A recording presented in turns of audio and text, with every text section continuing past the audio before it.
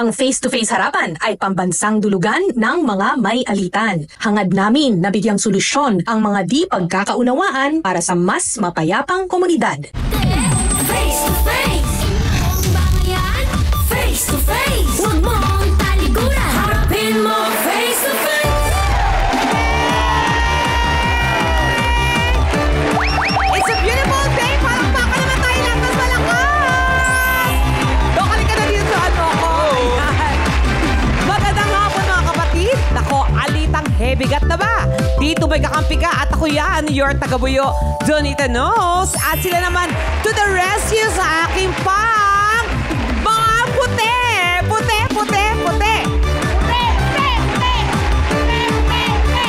At ako naman, ang inyong on-call sa buyuhan ng inyong Dr. Next Door, Dr. Dex Makalital, cheering para sa ating team Pula! Pula! Ay nako, mas maganda ba kaya simulan na natin ang tagpisan dito sa Face-to-face harapan! At para sa payong subok na, palakpakan po natin ang ating harapang tagapayo, our legal authority, Attorney Lorna Kapunan. At para naman sa ating spiritual guidance, Brother Jude Panay. And our psychological advisor, Dr. Camille Garcia. At eto na, giyawa na para sa ating pambansang referee, Corina Sanchez Rojas! Ate Corinne! Ate Corinne! Ate Corinne! Ate Corinne! Ate Corinne! Wow! Okay! Magandang hapon po, kapatid! Muli tayong magsasama-sama at habaan ang pasensya sa mga nag-aalab ng mga damdamin ng dalawang panig na ngayon ay bibida dito sa Face-to-Face Harapan!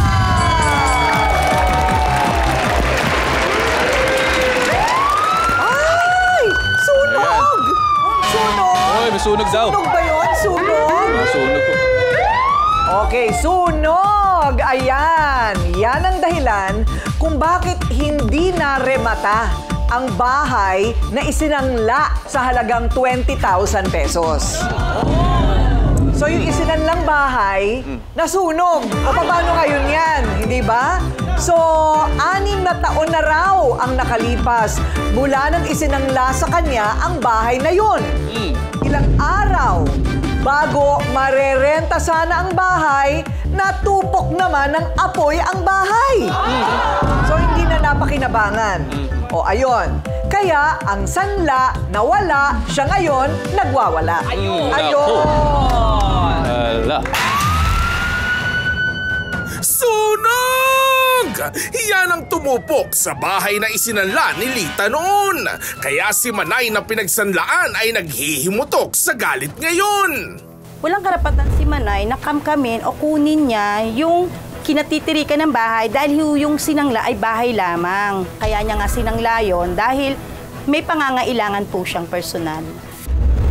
Wala talaga siya natatanggap na bayad kasi mahihirap eh.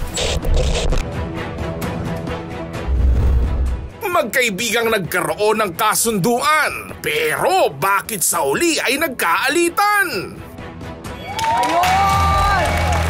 Masama ang kanyang loob dahil ang perang pinaghirapan at inaasahan sana niya ay naging abo. Eto na ngayon ang nagrereklamo. Yung nautangan, kumbaga, di ba? Pinagsanglaan. Nanay Manay, humarap ka na.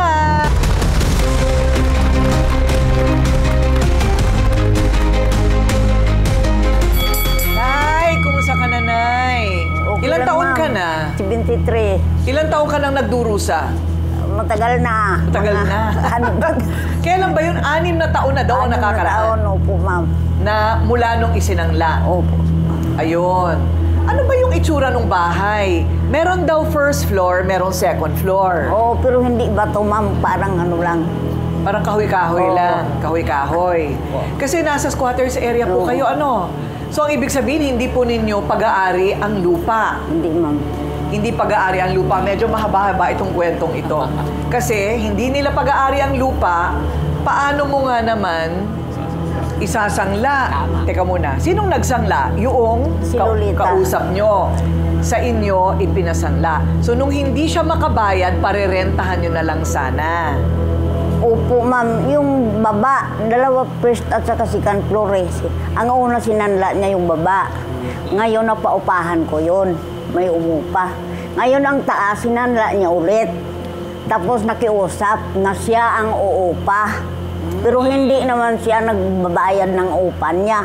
Ayun. O, naintindihan nyo. May up, may down. Yes. Ayun, yung up, yung down, sinangla, 10,000. Tama. Tapos naparentahan po ninyo. Opo, ma'am. Hindi kasi makabayad. Yung up, sinangla ulit, 10,000 ulit, at siya na ang nagre-renta. Opo. Ayun. Saan daw niya gagamitin yung pera?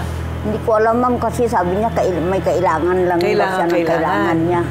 Tapos hindi rin nakakabayad ng renta. Hindi, ma'am. Nakabayad Magkano po? siya Magkano dalawang po? beses lang. Halos beses? mag-isang taon. Ayun. Magkano po? Magkano po? 1.5. 1.5. Gano'ng katagal na kayo doon, Nay? Matagal na, ma'am. Mag 20 years na. Kaya nga iniisip ko, Attorney Lorna, pinayagan na rin sila nung may-ari, kung sino man ang may-ari. Ang sinasabi ko na walang legal binding, yung kasunduan nila ng rentahan. Meron. As between the parties, as between the owner tsaka sila, walang kontrata, no? Importante nga yung nagkaintindihan sila. Hindi lang yon. Ang pagkaalam natin, may nagpirmahan kayo at may witness pa. So, hindi pwedeng sabihin na walang agreement. Because dito sa batas natin, hindi kailangan ng agreement na pipirmahan. Basta nag-usap sila, tinatanong. Kasi ang kontrata, ang tawag natin dyan, consensual. Ibig sabihin, pag nag-consent yung dalawa, nagkaintindihan sila. At nagkaintindihan naman sila kasi nagbabayad ng renta. Pero nanay, anong nag-iepekto sa inyo? So kayo'y nangangailangan din ng pera, syempre. Siyempre, ma'am, yung pira na inano ko sa kanya, pinaghirapan ko rin yun. Ayun. So, syempre, pinaghirapan din, ano?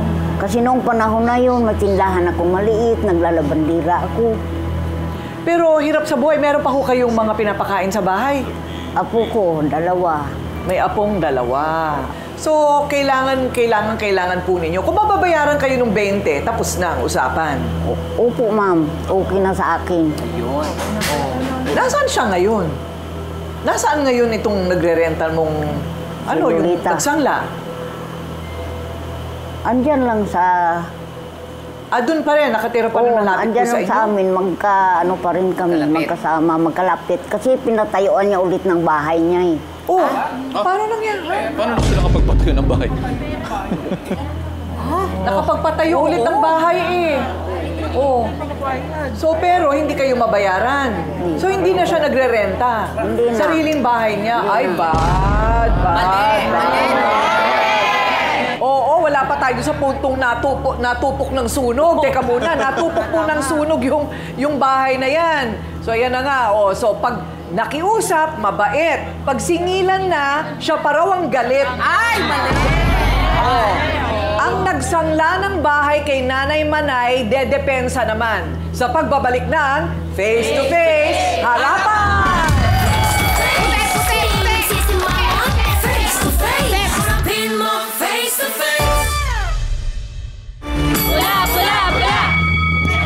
Ayan, ang hindi raw tumupad sa naging usapang sangla kay Nanay Manay. Eto na ang inirereklamo. Lita, humarap ka na! Matanda ka! Sinungaling ka! Ano ako pa sinungaling? Pera, binabayaran Ako pa ayaw mo sinungaling? tanggapin. Mukhang pera. Pangako ng anak mo, pangako laway. Pangako, binibigyan ng pera. Wala kang Anong perang gusto mo? binibigay. Tingin mo yung Huwag bahay kang namin, ganyan, palayasin mo sinungaling kami. ka, istapadura Sinungaling. ka. Ano sabi ng kapitan sa atin?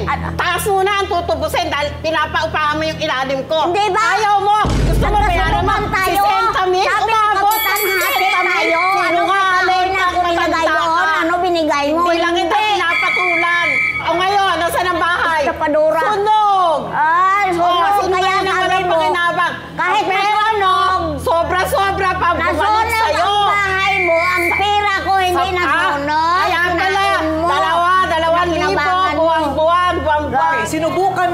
teka muna, Hanay. Sinubukan kong intindihin yung palitan nyo. Hindi ko talaga maintindihan. Kasi alam ko lang 20,000 eh. Biglang may 60, merong 2,000, merong... Ano po ba yun? Ma'am, sinampahan ako ng kaso niyan. Nilagay niya doon sa demanda sa akin, 60,000. Ay, teka muna. Doon muna tayo sa unang-una. Meron kang bahay. Opo. Okay, tapos... sinangla mo. Sinanla ko po kasi up and down po yun. Una ko sinanla, yung ilalim po. Yung ilalim? Ano ba yung first pangangailangan floor. mo nun? Bakit ka nagsangla? Eh, sa kawalan po talaga kasi may mga pinapaaral po akong apo. Tumutulong ako sa mga anak ko. Eh, ano ang trabaho mo, Nay? Nagtitinda po ako ng ulam, merienda. Titinda ng ulam. 60 plus ka na rin, ano? Opo. Okay, so, nangailangan ng pera, nagsangla, pero yung sa ilalim lang. Opo. So, 10,000. Opo. Tama. So, nagbigay naman si nanay sa'yo. May kasunduan naman kayo. Yung una po, wala. Tapos yung mga after a weeks po, nangailangan talaga kami emergency. Yun naman pong second floor ang isinanla ko din ng 10,000. Ayun. Doon na po kami gumawa ng kasulatan para doon sa dalawa. Kaya umabot po ng 20,000. Ayun. Pwede ba natin makita yung kasunduan, Sige, Doc Jess? Ayan, oh. Ang kasunduan nila, Melinda at Lolita. Ito naman po'y tunay. Talagang ito po'y signature ninyo, no, Nay? Opo, Okay, so 20,000. Okay. Kay Atty. Lorna natin pabasa, ha? Basta meron silang kasunduan. Ayan. So, 20,000, ano po ang nangyari? So, hindi daw kayo nakakabayad nung renta. Kasi kayo rin ang nagrenta nung ibabaw. Mga 2 times lang po akong nakapagbigay sa kanya. Pero yung sa ilalim po, talagang buwan-buwan po yung pinapaupahan niya. Gawa nga po ng talagang gipit na gipit. Tapos lagi niya po akong pinapabarangay, barangay. Hindi kita pinapabarangay. Pabalik-balik kami lang sa barangay. At saka wala kang pakialam sa sabi ko rinta mo, doon sa sa kapitan baba. namin. Sinanda mo ang Sige kailangan po, bigyan nyo na yan ng endorsement kung anong gusto Hindi niya. ka nagbabayad pag siningil ka, galit Kaya ka dinimanda pa. niya ako. Hindi ka talaga nakakabayad. Hindi po.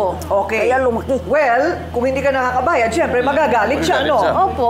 May kasunduan naman po kami na within 1 year. Pwede ko naman pong bayaran ng buo yun kung sa loob ng 1 taon. Eh kaso po, talagang gustong-gusto niya po na makuha yung bahay ko, yung pwesto ko. Kaya po nung mga nagkakapera ako, gusto ko siyang bayaran.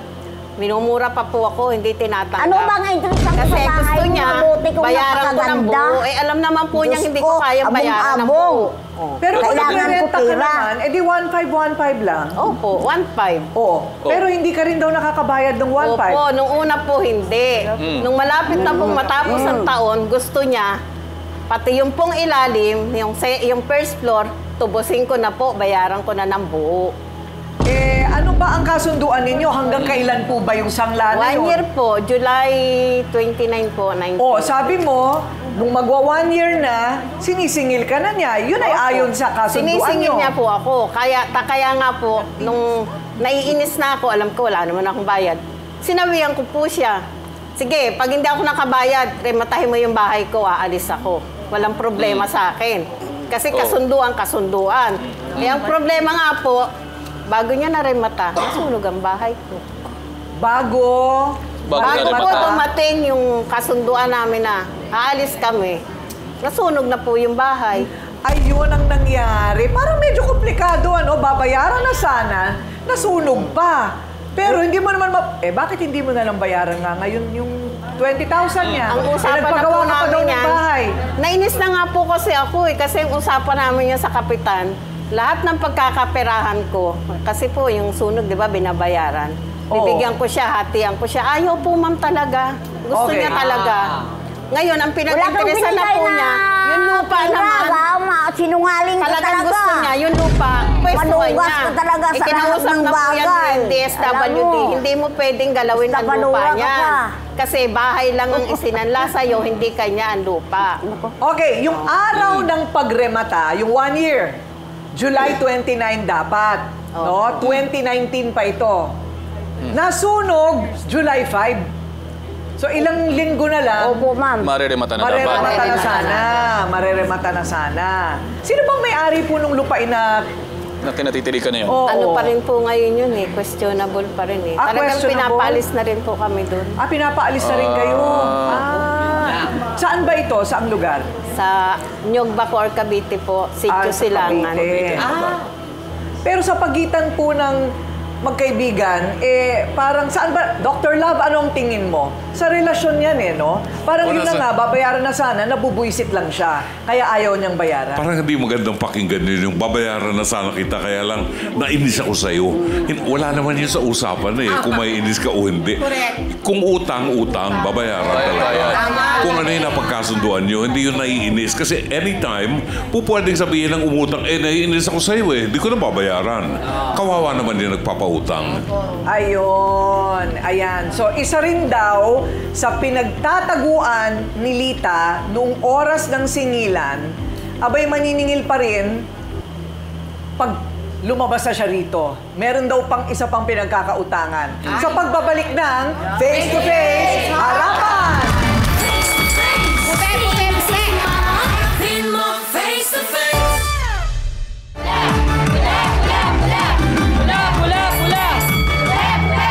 Ayan, sumuko na raw siya sa kakahunting at kakasingil kay Lita. May utang din daw sa kanya. Oya, humarap ka na. Maling ka! Maling ka!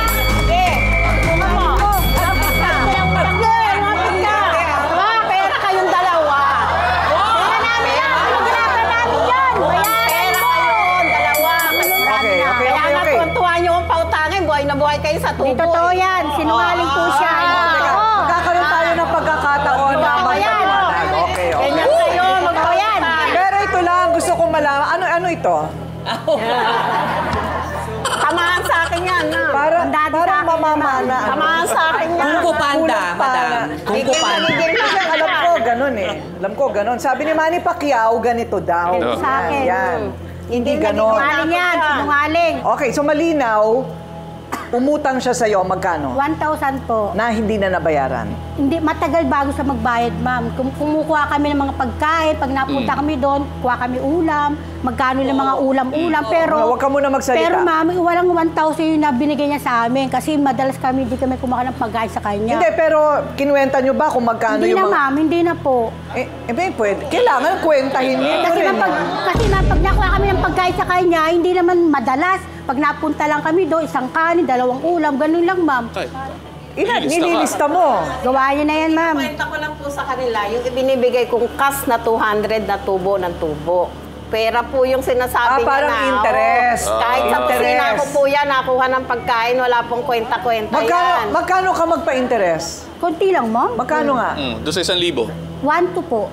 1,000 ang 1,000. inutang. Opo. Pag hindi, 200 ang interest Opo. kada buwan. Opo. Nay, sinungaling. Ganun, ma'am. Kada linggo lang yan, ma'am. Ano? Kada linggo sila kada linggo? magpatubo. Opo, ganyan sila Hindi totoo yan. Sinungaling ka. Kada Hindi totoo linggo. yan, ma'am. Hindi yan totoo, ma'am. Teka, tanong ko lang, paano yun?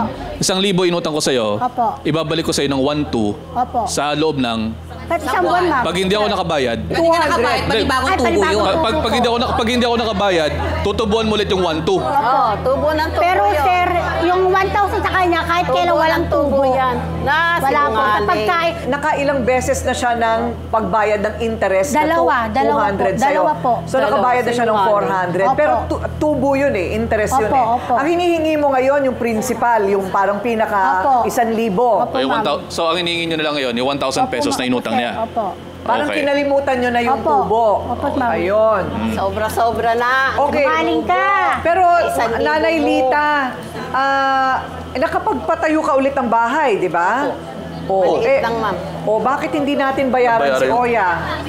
Bayad na yan, ma'am. Ma'am. Kasama na pamasko ko dyan. Wala, sinungaling. Walang pamasko. Wala. Sa kwenta mo, magkano na nabayad mo kay Oya? Siguro, sir, umabot na yun ng mga 9,000. 9,000? Hindi totoo. Hindi totoo. Parang ang lalayo ng mga sagot nila, no? Parang talagang isa sa kanila nagsisinungaling talaga. Oo, siya nagsinungaling. Siya. Ma'am. Hindi ako nagsinungaling. Alam muna natin, opinion nitong ating mga taga-Buyo. Ladies first. Ano tingin mo, Donita? Alam mo, para sa akin natin, Kurin, yung mga utang-utang na yan, normal talaga. Lahat naman halos yata ng tao, kahit milyonaryo, nangungutang pa din di ba? Lahat tayo nagkakautang talaga. Ang problema lang talaga dyan is, kung rule niyan, nung nagpautang is ganito, tulad niya, o monthly 200 ang ano. Ngayon, kung di mo kaya, at ayaw mo yon yung ganung rule, di ba ka tumuloy? Nasa sa inyo yan, Nay, Rita, kung utang kayo o hindi. Choice nyo po yun. Ngayon, kung siya po yun ang pumayag kayo, magbabayad po tayo, di ba? Yun lang naman ang kailangan. Yun lang hinihiling nila Magbayad ka. So, kung ano ang pinag-usapan ninyo. Tama. Diba? Yun po. Tama. Doc Dex, ikaw. Sa akin, Ate Coring, simple lang naman talaga dapat ang pangungutang at pagpapautang. Tama, may documentation tayo. Pero kung hindi mo naman kaya, kung hindi kaya ni nanay na magbayad, no, magsabi. Kailangan mo ba na extension o hindi? Since kung nagsabi sila at kung nagsabi naman ng nagpapautang na okay, o di magkasundo ulit tayo. Kung ikaw ay nagbabayad at sa tingin mo ay sobra-sobra ang binabayad mo, dinocument mo ba ito na naibayad ko sa'yo? Magpirmahan tayo. Wala po Alam na yun. Kasi, ma'am, sa lugar namin, ganun talaga ang patakaran ng pangungutang. Walang anuhan? Wala po. Pero meron ka bang lie detector dyan? Ayan. Meron ka bang makina na pwede natin ikabit sa mga ulo nila na makikita natin kung sino yung nagsisinungaling? Kung pwede nga lang, Ate Coring, unang-una, pag titignan nyo, kung 1,000 yung utang, ba't ako magbabayad ng 9,600? Tama po. Sabihin na it's a stupid thing na logic. aabot ako ng 9,600 for a 1,000 na utang. Pangalawa, kung talagang sinasabing nagbabayad ako, biglang sinabi niya kanina, kaya nga hindi na ako nagbabayad. Di ba natin yung inconsistency ng mga sinasabi? So yun pa lang, Ate Coring, makikita mo na hindi mo na kailangan ng lie detector test kung sino dito talaga ang nagsisinungaling. Ay, nako, psychologist na ang nagsabi. Ito po ay nakarating na sa husgado. Oo, nakarating na po. Kasama ka rin ba dun sa kaso? Hindi naman. Hindi naman. So, kayo po, nanay, ang nagkaso. Opo, ma'am. Ano sabi ng abogado nyo? Meron kayong kaso? Una, ma'am, hinarap pa kami. Nung hindi biyahe-biyahe, dinatna na lang ako sorpina. Ano ba yun? Tawag doon? Sorpina? Oo. Na-dismiss na. Na-dismiss? Opo. Kasi ang ikinaso ni Nanay Manay ay estafa. Opo. Oo. Napag-aralan mo, Attorney Lorna, yung kaso nila. Bakit na-dismiss? Kasi hindi estafa yan, This is a simple collection case. Dapat ang final na lang collection, mas mabilis, Kung estafa, talagang mahirap i-prove yan. Kailangan na may intention siya from the start na nalokohin ka, Mali ang kaso, Nay. Hindi dahil wala kang poder o wala kang claim. Mali lang yung kasong pinili mo. Pero, ayan, si Oya at saka si Manay nagdadamayan. May karamay din si Nanay Lita. Meron din siyang testigo niya. Ayan na. Si Benita, ang kakampi ni Lita, humarap ka na.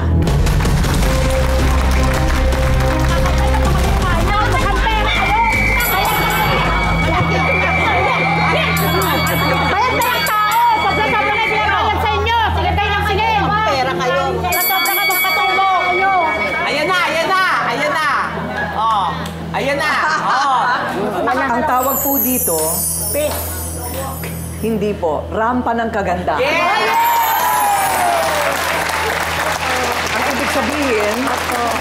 Ang ibig sabihin, manahimik na kayong lahat, ha? Okay, kailangan na natin mag-usap-usap. Nanay Benita, anong problema mo? Kasi po, naawa po ako dito kasi sige sila ng singil. Pag sinisingil pa, mumurahin pa. Minsan, gusto niya magbayad, hindi na lang siya magbibigay ng pambayad. Kasi minumura siya Okay, ano naman ang mahihita ni Benita na dumamay dyan? Kasi nangungutang din siya doon. Nangungutang din Pero siya. sila nangungutang Minsan nangungutang lang ako. di ba? Mas galit pa yung mga sawsawero. Mas galit pa O sige nga, magsalita nga kayo. Ayan, ano gusto sabihin? Halika. Utang, magbayad po kayo. Tama Dahil yan. makawawa naman sila. Binabayaran naman na po. kailangan, pinahiram kayo ni nanay. Ngayon, Tama!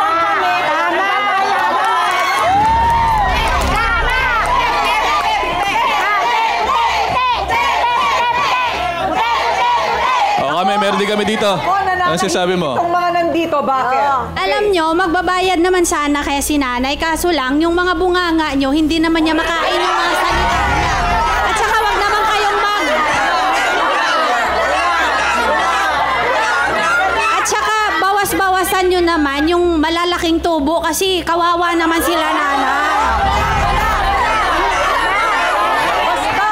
Basta magbabalik ang Face to Face Harapan!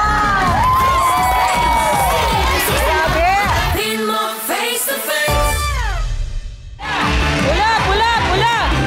Pula! Ayan, eto ang usapan dito ay tungkol sa sanglaan. Tanungin natin si Attorney Lorna sa ating trio tagapayo. Ang sanglang tira ba ay legal? Ayon, para kasing marami ang gumagawa nito. Yung hindi naman nila pag-aari yung lupa, pero ginagawa nilang pwesto ng tindahan, commerce. Yes. And then, okay, pinagkakakitaan nila yung lupa. Ito nga, ang pinaka pangkaraniwan ay yung pagpaparenta. Alam mo, maganda yung sinabi ni, baka hindi natin narinig, yung sinabi ni Aling Lolita, na ngayon, pinapalayas na silang lahat. Mag-ingat tayo kasi ang kalaban nyo, hindi yung sarili nyo. Ang kalaban nyo talaga, yung may-ari ng lupa. Yun ang kausapin ninyo. Baka pwede kayong patirahin doon kayo magbayad ng renta. Gusto ko lang sabihin, yung issue ng sunog, if I can chime in. Yung sunog na yan, nasunog yung bahay, miski nasunog yung bahay, hindi nasunog yung utang. Kasi ang tawag sa sunog, force majeure. Pero yung utang ay utang. Nasunog yung bahay, pero nandun pa rin yung utang bayaran. Ngayon, yung tungkol yun sa renta. Yung sa inyo naman, Sir Oya, meron tayong tinatawag na usury law. Sa batas noon kasi ngayon, yung Republic Act 2655, ang pwede lang i-charge na interest is 6%.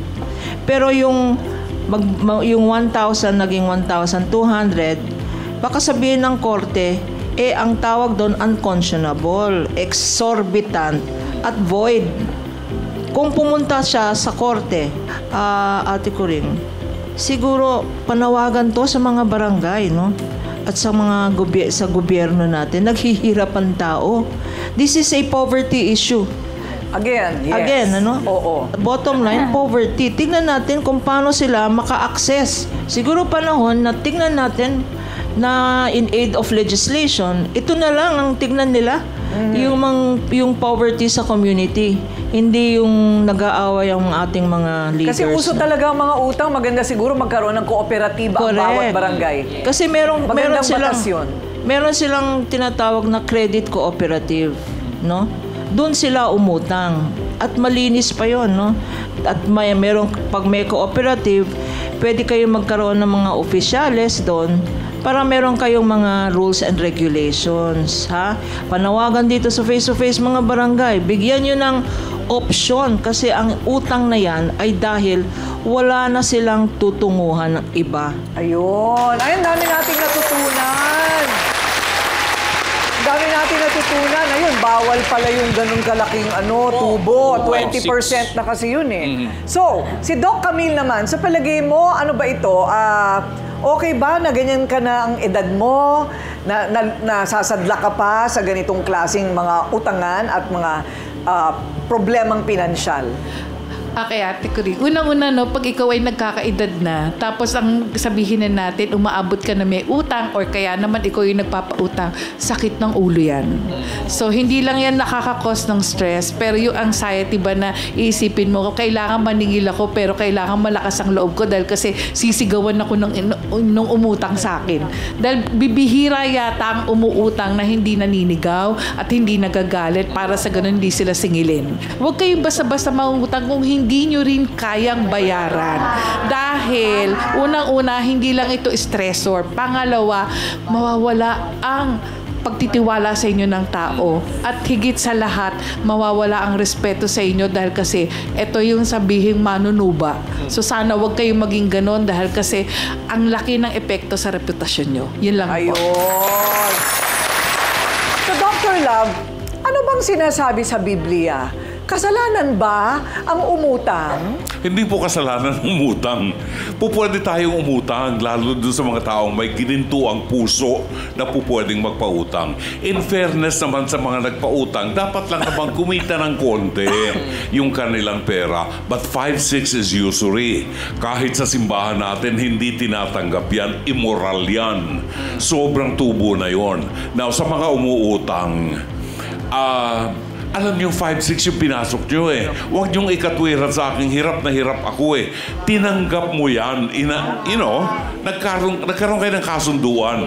At huwag po nating sabihin, doon sa inutangan natin, naiinis ako sa'yo kasi singil ka ng singil.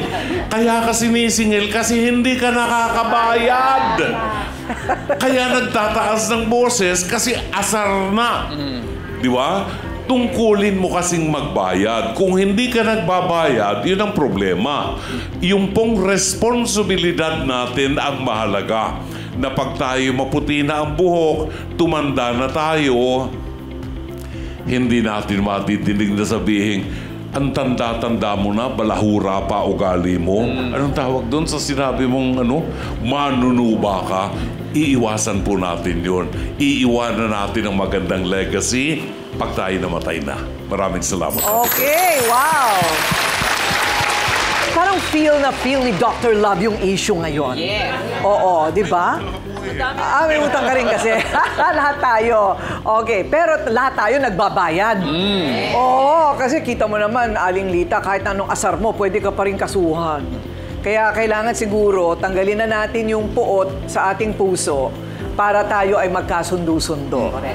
Yan ang tanong, magkakasundo-sundo kaya itong mga ito, pagkatapos na nagsalita na ang harapang tagapayo, maaareglo kaya natin ang 6 na taong atraso ni Lita kay Manay o maglalaho na ng tuluyan ng pera niyang inaasahan. Parang natupok na ng apoy na rin ang utang. Ayan, ang kaysagutan, mamaya, face to face, harapan!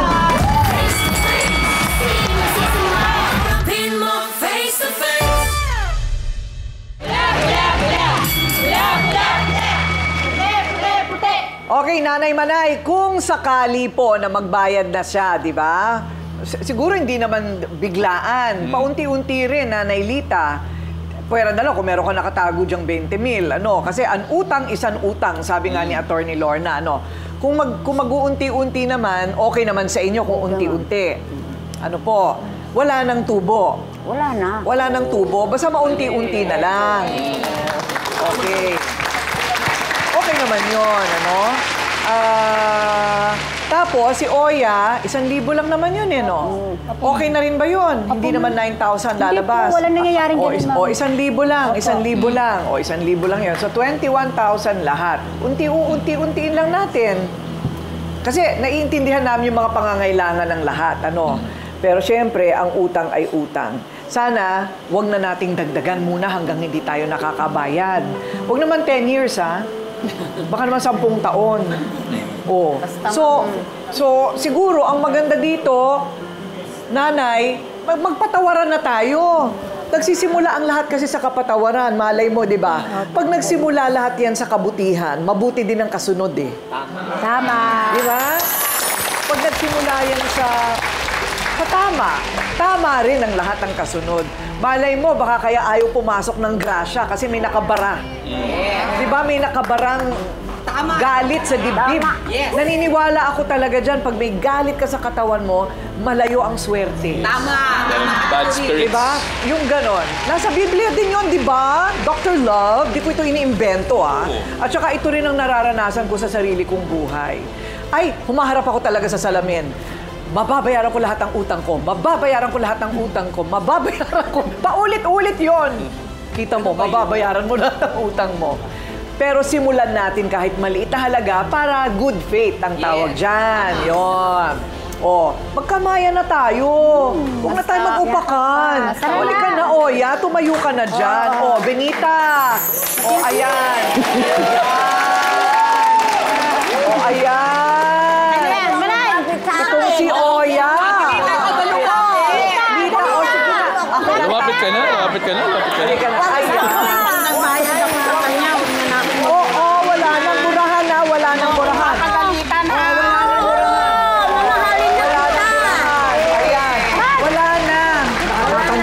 Matanda na kasi. Oo, matanda na kasi nanay. Wala nang murahan. Wag mo ko yakapin, hindi ako magbabayad sa'yo. Baka akala mo ako ang magbabayad. Okay. Ayun. Diba? Okay, ewan ko kung ano yung binulong mo. Baka minura mo ulit, ha? Ha? Okay ba? Ang bulungan nyo? Ayan naman pala. Pamahalan. Ito ngayon ang good faith. Para lang masimulan. Ako na magbabayad sa'yo ng 300 at ako magbabayad sa'yo ng 2,000. So, nabayaran ka na. So, 700 na lang sa kanya. Tapos dito, nabawasan na ng 2,000, 10%. Para lang masimulan na. Okay, nanay, ha? Bawas na yun sa kanya, ha? Bawas na yun sa kanya, Oya. Okay ba? Ayan na nga bang sinasabi ko. Lahat naman nadadaan yan sa maganda. Sinabi ng lahat actually ng ating mga tagapayo. Kanina pa nila ang kasunduan tinutupad. Hindi masama ang maningil. Masama ang hindi nagbabayad. Ayun. Ang buhay po ay puro kautangan. May utang tayo parati ng trabaho sa sweldo na tinatanggap natin, right? Utang yun eh. May utang ng loob tayo sa ating mga magulang. Puro utang. May utang tayo sa tubig, kuryente, hulugan sa pwesto ng tindahan o sa kotseng binabayaran. Puro utang yan. Ang buhay mismo natin, utang natin sa Panginoon. Tama? Okay. At ang lahat ng utang dapat binabayaran, ibayad din natin sa langit ang isang buhay na walang puot sa dibdib at pagtupad sa lahat ng binibitiwan nating mga pangako. Yan! Okay. At makikita natin kasunod na niyan ang ligaya sa buhay. Ako po ang inyong pambansang referee, Ate Kuring, nagsasabing may cake ang harapin ang mga issue dahil walang hindi nadadaan sa pag-uusap basta't dapat may mukha kang ihaharap dito sa Face to Face Harapan!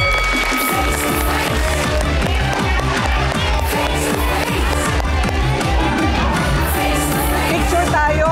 Nanay, picture tayo. Picture. Face to face, harapan tayo. Face to face, problema'y solusyonan. Kaya na ating pag-usapan. Face to face, tama ng okrayan. Pinapalayas na, nagkakabugbugan na, ang mga anak hindi mapakain dahil sa scatter. Ang problema ko lang po sana po matigil na po yung pag-scatter po ng asawa ko ngayon. Hindi naman habang buhay, ganito lang ako. Siyempre, magkakatrabaho rin naman ako. Pagka-ayawin niya kasing sa asawa niya, sinasaktan. Kaawaan mo ang sarili mo kasi wala kang mararating sa buhay mo kung ganyan ka lang